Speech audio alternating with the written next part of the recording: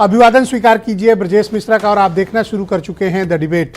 बहनों भाइयों, राजनीति की सबसे बड़ी खबर यह है कि इस देश में जो अपोजिशन का सबसे बड़ा अलायंस बना है, इंडिया अलायंस, उसके दो मेजर पार्टनर्स ने आज अलायंस से एक तरह से खुद को अलग कर लिया है। तृणमूल कांग्रेस और आम आदमी पार्टी। ऑफिशियल ऐलान हालांकि नहीं हुआ है, लेकिन ममता बनर्जी ने आज ये साफ कर दिया है कि पश्चिम बंगाल में वो अकेले लड़ेंगी और अरविंद केजरीवाल की पार्टी का भी ये दावा है कि वो पंजाब में अकेले लड़ेंगे।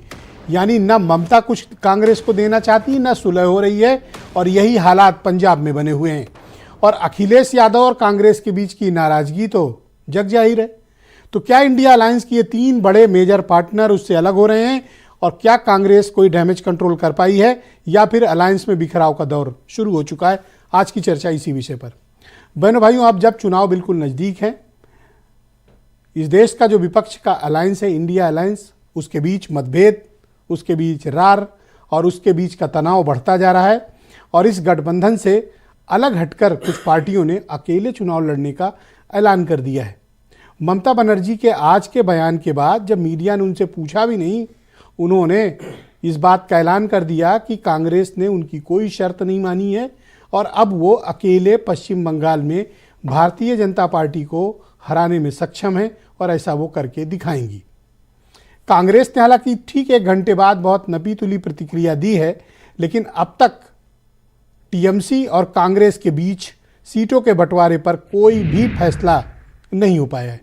क्या टीएमसी कांग्रेस को पश्चिम बंगाल में कोई जगह देना नहीं चाहती? क्या एक भी सीट नहीं देना चाहती है? अरविंद केजरीवाल की पार्टी का भी पंजाब में यही रुख है कि वो एक भी सीट यानी 13 की 13 अकेले लड़ने की बात कर रहे हैं, कांग्रेस को एक भी सीट नहीं देना चाहते। बहनों भाइयों, इसका मतलब कि विचार के आधार पर तैयार गठबंधन नहीं है। इनमें मतभेद है कि एक दूसरा कोई हमें न आपस में मार दे, बीजेपी से तो झगड़ा बाद में होगा, इनमें आपस का जो लड़ाई है वो फूट जग जाहिर हो गई। इनको खतरा है कि कहीं कांग्रेस टीएमसी को परेशान न कर दे, रिप्लेस न कर दे। आम आदमी पार्टी को यह डाउट कहीं कांग्रेस पंजाब में उसकी तैयार की हुई फसल न काट ले और कांग्रेस को लगता है कि हमारे नाम पर तो तुम पूरा राज्य कब्जा कर ले रहे हो और हमको 2 सीट भी नहीं दे रहे हो। ये मतभेद इनके सार्वजनिक हो चुके हैं, वो भी तब जब चुनाव को बहुत कम वक्त बचा हो। और आज हम 24 तारीख में बैठे हुए हैं और मान के चलिए कि 5 से 10 मार्च के बीच किसी भी दिन चुनाव घोषित हो जाएगा। मुश्किल से 40 दिन 35 दिन बचे हैं चुनाव शुरू होने के, लेकिन गठबंधन अपनी शक्ल अख्तियार नहीं कर पाया है। तो क्या इस तरह से बिखरा हुआ गठबंधन, बिखरा हुआ विपक्ष, जो माइटी पॉलिटिकल पावर है भारतीय जनता पार्टी, उससे मुकाबला कर पाएगा? क्या ये उससे मुकाबिल हो पाएंगे? आज चर्चा का विषय यही है। आप कुछ स्टेटमेंट सुन लें, फिर हम उत्तर प्रदेश के बारे में भी चर्चा करेंगे, जहां अब तक कांग्रेस और समाजवादी पार्टी ने अपने सीटों के बंटवारे पर कोई सहमति नहीं दी और सपा ने तो किया ये कि वो अपनी प्रत्याशी भी तय कर रहे हैं, शुरू भी कर दिया उन्होंने, और राष्ट्रीय लोकदल को सीटें भी बांट दी। यानी कांग्रेस के लिए मुश्किलें उत्तर पंजाब ने भी आज अपना सिनेरियो क्लियर कर दिया है। कुछ स्टेटमेंट आप सुनिए, फिर आज की परिचर्चा को हम आगे बढ़ाएंगे। हम ইন্ডিয়ার এলাইন্স আমাকে একবার জানিয়েছে যদি আপনার রাজ্যে যাচ্ছে জানায়নি, সুতরাং আমার সাথে কোনো সম্পর্ক নেই বাংলার ব্যাপারে। অল ইন্ডিয়ায় কি করবো না করবো আপনার ইলেকশন ভাববো, আমরা সেকুলার পার্টি, আমরা বিজেপিকে হারানোর জন্য যা করবো।